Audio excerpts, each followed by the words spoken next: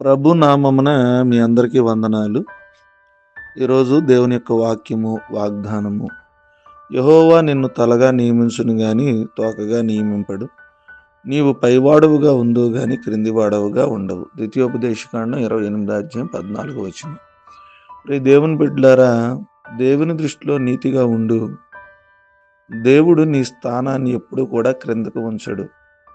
నిన్ను తలగానే నిలబెడతాడు గాని లోకం వైపు, లోకస్తుల వైపు చూడకు. ఈ జనం నిన్ను బలహీనపరుస్తారు. నీ దృష్టి దేవుని వైపు పెట్టి చూడు ఎప్పుడు కూడా. దేవుడు నిన్ను హెచ్చించి నలుగురికి ఉపయోగపడే సాధనంగా అందరిలో తలెత్తుకునేలా చేస్తాడు. అందుకే దేవుని యొక్క వాక్యం సెలవిస్తుంది, నేను తలగా ఉంచుతానన్నాడు.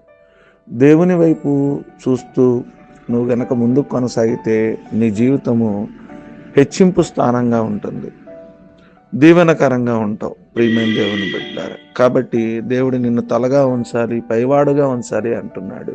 దేవుని వైపు చూస్తూ ఈ లోకం వైపు చూడకుండా, ప్రతి బలహీనత వైపు, లోకస్తుల వైపు, మనుషుల వైపు చూడకుండా దేవుని వైపు చూసి దేవుని ఆశీర్వాదాలు పొందుకున్నాయి. కొద్ది మాట దేవుడు మన వెనుకల్లో ఫలించి ఆశీర్వదించును గాక. ఆమె తల్ల వంచుకుందాం, కళ్ళు మూసుకుందాం, ప్రార్థన చేసుకుందాం.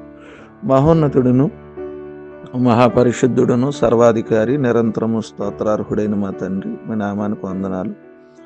రాత్రంతా కాచి కాపాడి మరొక శ్రేష్టమైన దినాన్ని మా జీవితాల్లో మీరు అనుగ్రహించినందుకు మీ స్తోత్రాలు.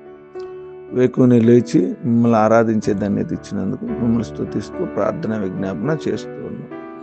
అదేవిధంగా ప్రభా, మమ్మల్ని జ్ఞాపకం చేసుకుని తలగా ఉంచుతా కానీ తోకగా ఉంచనన్నారు. మా జీవితాల్లో ఆయన తలగా ప్రతి ఒక్కరిని ఉంచమని, వారిలో ఉన్న ప్రతి బలహీనత యేసునామములో విడిపించమని వేడుకుంటూ ప్రార్థన విజ్ఞాపన చేస్తాం. ఈ దినమంతా కూడా కాచి కాపాడి సంరక్షించి నడిపించమని ప్రార్థన చేస్తాం. వివాహ దినాలు, పుట్టినరోజులు, అనారోగ్యాలు, ఆర్థిక సమస్యలు, శరీర బలహీనతలు ఉన్న ప్రతి ఒక్క పరిస్థితులను మార్చమని ప్రార్థన విజ్ఞాపన చేస్తాము. ఈ దినమంతా కూడా మా పనిపాట్లలో తోడుగుండమని వేడుకుంటున్నాం. మా కుటుంబాల చుట్టూ కంచి, సంరక్షణ, సహాయము, దీవెన, ఆశీర్వాదము, ప్రసన్నత, బలము దయచేయమని ప్రార్థన చేస్తాం. ఎదిగిన దీవులతో మమ్మలను, మా కుటుంబాలను నింపమని వేడుకుంటున్నాం. సమస్త మహిమ, ఘనత, ప్రభావాలను చెల్లిస్తూ నేను ఈ దినమంతా కూడా మీరే మమ్మల్ని కాచి కాపాడి సంరక్షిస్తారని మిమ్మల్ని స్తుతిస్తూ ఈ ప్రార్థన యేసు నామమున అడుగుచున్నాను తండ్రి. ఆమేన్.